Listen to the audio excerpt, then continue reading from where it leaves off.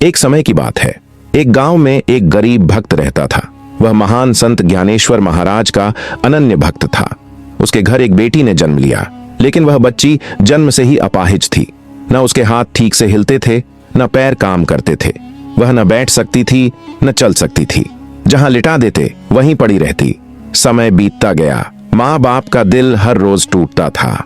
एक दिन उसकी पत्नी ने कहा, आप रोज संत ज्ञानेश्वर का नाम लेते हैं, क्यों ना उन्हें अपने घर भिक्षा के लिए बुला लें। अगर वे हमारी बेटी के लिए प्रार्थना कर दें तो शायद भगवान उस पर कृपा कर दें। भक्त को बात अच्छी लगी।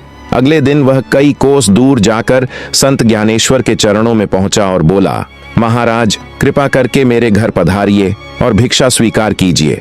संत कुछ देर मौन रहे, आंखें बंद की और फिर शांत स्वर में बोले, ठीक है, मैं कल आऊंगा। भक्त बहुत खुश होकर घर लौटा। घर में सेवा की पूरी तैयारी हुई। अगले दिन संत ज्ञानेश्वर उनके घर आए। घर में प्रवेश करते ही उन्होंने कहा, भक्त जो भिक्षा तैयार की है वह लाओ। भक्त चुपचाप गया और अपनी अपाहिज बेटी को उठाकर संत के सामने रख दिया।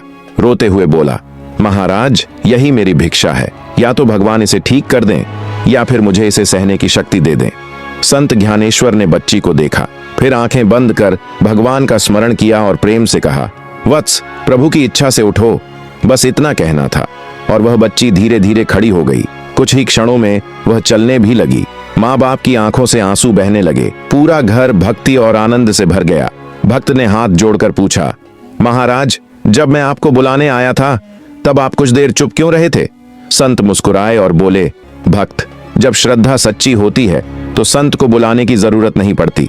मन की पुकार भगवान तक अपने आप पहुंच जाती है। मैं तुम्हारी प्रार्थना पहले ही सुन चुका था। मॉरल ऑफ द स्टोरी, जहां सच्ची श्रद्धा होती है वहां चमत्कार अपने आप होते हैं।